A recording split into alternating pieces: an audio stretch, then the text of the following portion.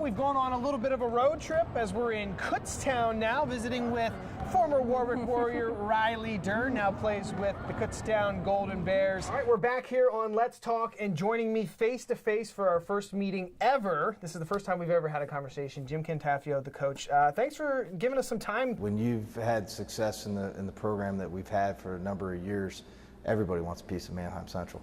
The student farewell gathering, I always joke, is full of hugs and tears. But in all seriousness, it's a great send-off for this awesome program. Everyone has questions about where they want to go, and there's people here who've already been that route, so we can just ask them. Let me just mention to you that I am proud to join a grassroots coalition of local residents, business owners, farmers, and religious leaders in strong opposition to the Atlantic Sunrise Pipeline. Hey, Chad, what's happened so far? That's right, Brian. We are following wrestlers from Warwick, Garden Spot, Calico, Mannheim Central, and it has been a good start to the tournament so far for our guys. More on today's event. How you doing, Holly? Hey, Brendan, the fun does not stop when it comes to the Extra Give Mobile. It made several stops around Lancaster County today to make the opportunity to give back to a local nonprofit that much easier. Last night, I was on campus. I met with the team, and it was a great meeting. And off the field, I love movies. I'm a big movie guy. We start today with high school football on the agenda. The U.S. women's field hockey team. These two teams have been playing since 1948. I love sports, and I'm not just saying that because it's my job. I live sports. I eat, sleep, breathe sports. It's in my DNA. When people list the most important things in their lives, my list goes God, family, sports. As a kid, I played all kinds: basketball, baseball, soccer, swimming, mini golf. I dominated people at mini golf. In high school, my senior year at Central Dauphin, our baseball team actually played for the state title, and it is one of my favorite memories of all time. Now that I'm older, I try to stay active. I still play a lot of sports. I play golf, I play basketball, ski a little bit. I even get some charity softball in when I can. That might be his first dunk of the year. Stauffer again, why not? Oh, 3 in a row! So as you can see, it's part of my soul, and that's why when I get to broadcast basketball and baseball games on BRC 11, it's easily the best part of my day and my week. I literally get paid to do something that I love. The King's brother. Of course, sports isn't my only love. I have some amazing women in my life. My wife, Kayla, and our 2 daughters, Kaylin and Alexa Faith. Kayla and I have been married for 5 years. We actually met on a college trip to Costa Rica in 2004, but we didn't get married until 7 years after that. It's a long, hilarious story. I'm sure I'm gonna have to put it in a book someday. For our honeymoon, obviously, we went back to Costa Rica. Everything always comes full circle with us. Just a year into our marriage, we had our first baby girl, our oldest, Kaylin. She is 4 going on 13, but she has just been so much fun to watch grow up. She loves all kinds of things. She loves to cook, she loves animals, she loves little babies. She's so smart, and it's just gonna be so much fun to watch her grow up and head off to kindergarten in the fall. Simba. Simba. Simba. Silly. About 2 years ago, we had our second daughter, Alexa Faith. We call her our little miracle baby, and that's because she was born with spina bifida, and I've talked about that before here. She was born at the Children's Hospital of Philadelphia, actually had to spend a little bit of time in the NICU, but she has amazed us all with her growth and her development, and really she's redefining what it means to have spina bifida and that birth defect. R. Step 1.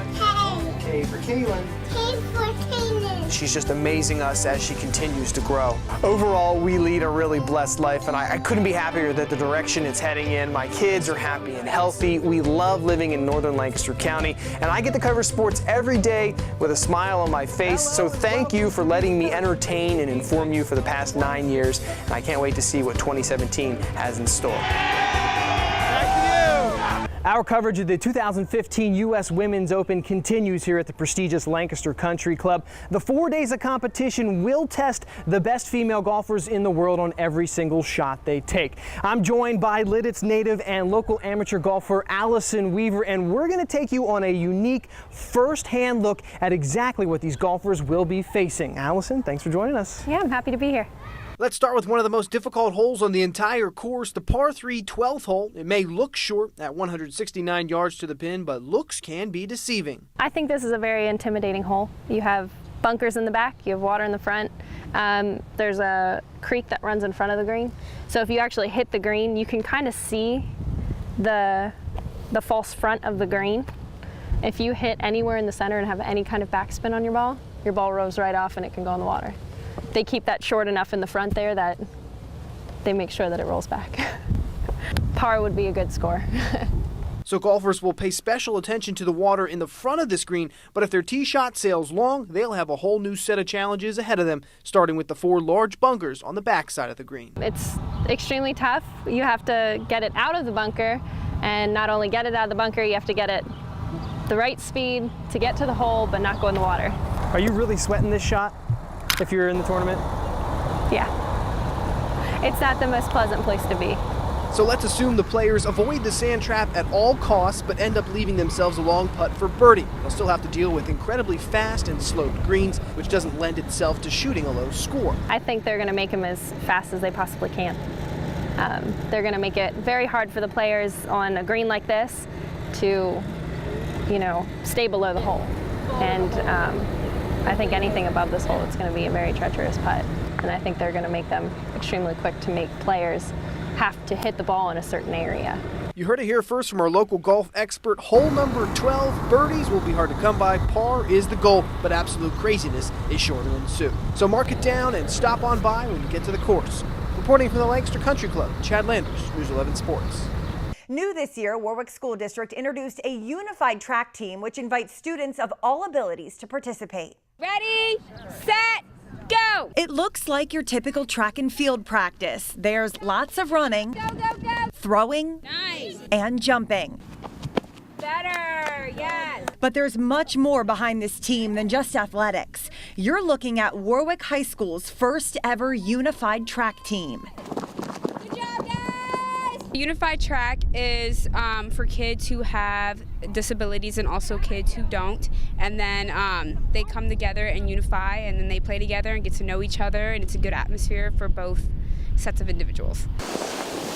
9 students make up this team, including sophomore Luke Wieland. When I go to college, major in special education, so I thought this would be a good part to start going towards that goal. You almost have it. Luke helps Coach Whitney motivate the athletes and get them ready for competition, both physically and mentally. They love it. They thought it was going to be horrible at first because they thought they're going to come to practice just run, but that's not what we do. We have fun, we play team bonding games, and it's just really relaxed. It's not intense. Yeah, we could just go right over here. The unified team competes in 6 events: the 100, 400, 800, shot put, long jump, and mini javelin.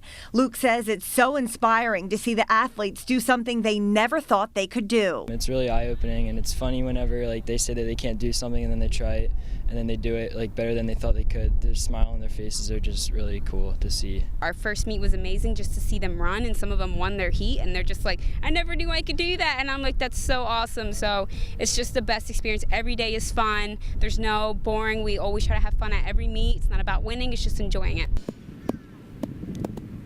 Oh, Joe! And most importantly, these relationships extend much further than the laps run around the track. It's just like interacting with anyone else. People see them as different, but really they're not. They're just the same, and they're really nice kids. There was a celebration of excellence in Mannheim this evening. The National Football League awarding golden footballs to every high school in the nation that produced a player or head coach that participated in a Super Bowl. News 11 Sports' Chad Landers was there as former Barons football player Dan Kreider returned to his alma mater to add more gold to their trophy case. For every NFL player, this is where it started. You know what I mean? It had to be a high school somewhere along the line that started everything for these guys, and so to be able to come back and honor honor the high school and say, hey, had somebody come out of there and do something like this and be able to give back. I think it's a neat thing the NFL is doing. Kreider, the only Mannheim Central Baron to ever play in the big game, part of the Pittsburgh Steelers Super Bowl 40 championship squad, returned to Baron Country today to sign their commemorative 50th anniversary football and reminisce with former teammates and coaches about the glory days on the gridiron. Kreider, touchdown. bounces off the initial contact and just roars in for the score.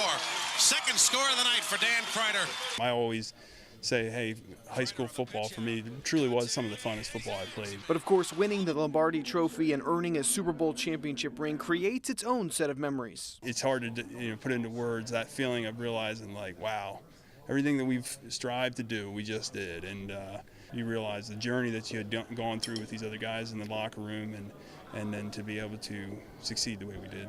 Legendary Mannheim coach Mike Williams has followed Kreider's career from his high school days in maroon and gray all the way through his 10-year NFL career, and says Kreider continues to make him proud every single day. For me, it's a thrill to have seen him play in the playoff game, and it's a thrill to know that he played in the Super Bowl. It doesn't get any better feeling than that, but just as good is what he has become as a person, and his character was always the greatest, and I see that he still has a great character. It's that character that willed Kreider from the undrafted free agent to a Super Bowl champion, and how his legacy will forever be remembered back where it all began, in the halls of his hometown high school. Reporting from Mannheim, Chad Landers, News 11 Sports.